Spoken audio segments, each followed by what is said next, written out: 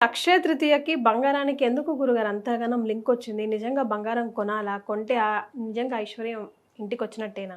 అక్షయ తృతీయ రోజు నాడు మన ఇంటికి ఒక బ్రాహ్మణి పిలవటమా, హ్మ్.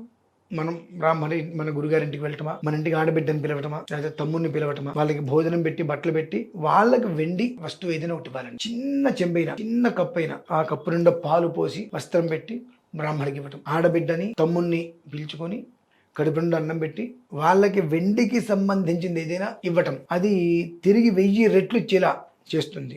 అందులో ప్రధానమైనటువంటి అంశం అక్షయంబుగ కాశీలోపలి అన్నపూర్ణ భవానివై. అన్నపూర్ణ అమ్మవారికి చేయవలసినటువంటి కొన్ని ఆరాధనలు చేసి అన్నం పెట్టు అక్షయంగా. లేదు ఒక కూర ఒక పప్పు కాకుండా పప్పు కూర వేపుడు ఇట్లా మొత్తం మృష్టాన్న భోజనము అంటారంటే షడ్రసోపేతంగా అన్ని రకాలుగా ఉన్నట్టుగా విస్తరణ నిండా తృప్తిగా ఉండేటువంటి భోజనం కనీసం ఒక 10 మందికి పెట్టు. తక్కువతో ఎవరికి పెట్టలేదంటే 10 మందికి పెట్టగలిగితే అది వృద్ధి. ఎంతటి శక్తినిస్తుంది అది? గజతురగ సహస్రం ఏనుగులు గుర్రాలు ఇటువంటివి ఒక 1000 దానం చేస్తే ఎంత ఫలితం వస్తుంది? గోకులం భూరి దానం. గోష్ఠాలు, గోకులాలు అంటే గోసత్రాలు ఇవన్నీ ఉంటాయి కదండి, ఆ గోష్ఠములు ఉంటారు వాటిని. ప్రపంచంలో ఎన్నైతే ఉంటాయో అన్ని గోకులాలు అన్ని గోవులను దానం చేస్తే ఎంత ఫలితం వస్తుంది? భూరి దానం. భూరి అంటే ఇక విశేషంగా ఇది లేదు అనేది లేదు. భూరి విరాళం భూరిగా విరాళం ఇచ్చారంటారు చూసారండి.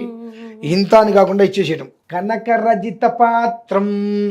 కనకరజితములు అంటే వెండి బంగారములు పాత్రములు. కనకరజిత పాత్రం మేదిని సాగరాంతం.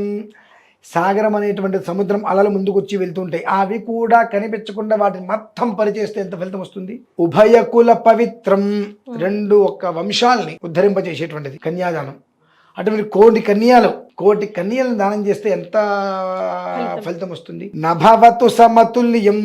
దేనికి కూడా ఇది సమతుల్యం కాదు. ఒక్క మనిషికి అన్నం పెడితే కనీసం మృష్టాన్నంగా అన్ని రకాల పదార్థాలు నిండుగా పూర్ణంబురులు కానీ గారెలు పులిహార చిత్రాన్ని ఇవన్నీ రకరకాలుగా మృష్టాన్న భోజనం అనేటువంటిది తృప్తిగా పెడితే నభవతు సమతుల్యం.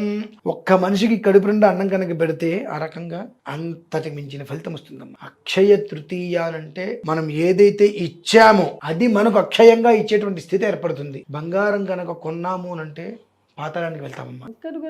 మీరు ఎసెట్లా ఉండిపోతుంది కదా, అవసరానికి ఉపయోగపడుతుంది కదా గురుగారు. నువ్వు చేసేటువంటి పుణ్యం నీకు అవసరం రాకుండా చెయ్యాలమ్మా.